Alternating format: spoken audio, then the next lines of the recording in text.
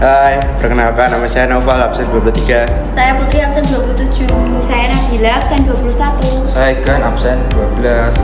Di sini kelompok kami akan menjelaskan tentang sistem pencernaan makanan pada manusia. Organ sistem pencernaan manusia. Sistem pencernaan manusia merupakan serangkaian jaringan organ yang memiliki fungsi untuk mencerna makanan. Makanan tersebut akan diproses secara mekanik ataupun secara kimia. Pencernaan secara mekanik yaitu pencernaan yang terjadi dalam lambung yang melibatkan gerakan fisik dalam tubuh. Tujuan pencernaan ini adalah untuk mengubah ukuran molekul makanan menjadi bentuk lebih kecil atau sedangkan pencernaan secara kimia yaitu pencernaan yang melibatkan enzim. Sistem pencernaan manusia melibatkan berbagai macam organ-organ di dalam tubuh yang dimulai dari mulut hingga anus. Pencernaan manusia secara umum, proses pencernaan manusia terdiri atas dua jenis, yaitu proses pencernaan mekanis dan kimiawi. Berikut perbedaannya. 1. Proses pencernaan mekanik.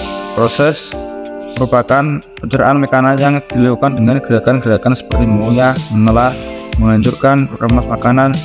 Pencernaan mekanik bertujuan untuk mengubah ukuran makanan menjadi lebih kecil. Proses pencernaan kimiawi yaitu adalah proses pencernaan makanan yang melibatkan enzim. Pencernaan kimiawi ini bertujuan untuk mengubah partikel makanan yang kecil menjadi bentuk yang siap diserap sama tubuh.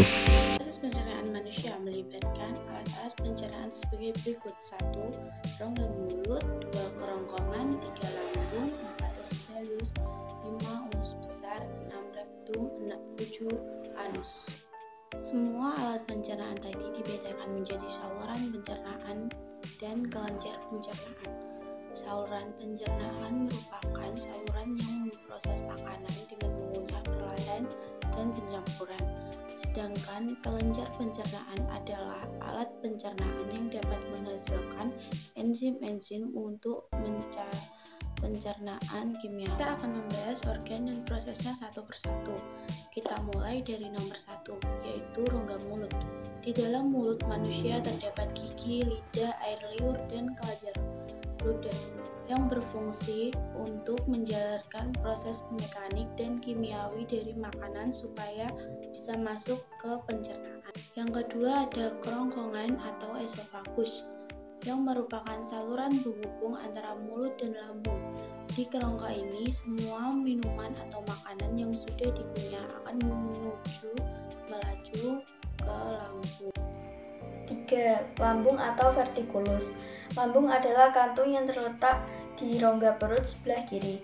Lambung berfungsi memecah makanan agar berubah menjadi seperti bubur. Di dalam lambung, makanan akan tercampur dengan zat asam dan enzim.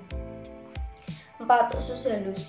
Usus halus atau usus kecil adalah bagian terpanjang di saluran pencernaan manusia. Peran usus halus yaitu mencegah sekaligus menyerap nutrisi dari makanan yang dikonsumsi. Usus halus terdiri atas 3 bagian, yaitu usus 12 jari, usus kosong, dan usus penyerap. 5. Usus besar atau kolon. Usus besar mempunyai panjang sekitar 5-6 meter yang terdiri atas 3 bagian, yaitu cecum, kolom, dan rektum. Sisa makanan yang tidak diserap usus halus secara perlahan bergerak menuju usus besar dan menjadi feses.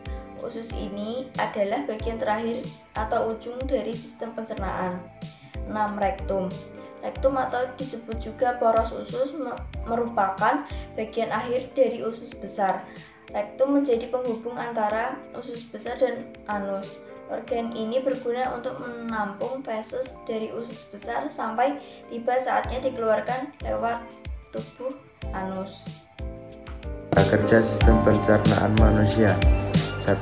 Manusia mengkonsumsi makanan dan minuman, lalu dimasukkan ke dalam mulut untuk dikunyah dan dihancurkan oleh gigi. Yang kedua, setelah selesai dikunyah, makanan tersebut ditelan dan dimasukkan ke dalam kerongkongan dengan gerakan peristaltik, yaitu seperti diremas napas.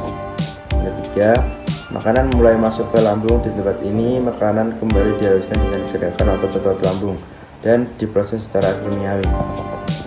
Keempat, hasil pecahan makanan dari lambung selanjutnya masuk ke usus halus untuk disaring kembali, yaitu memisahkan antara nutrisi dari zat sisa.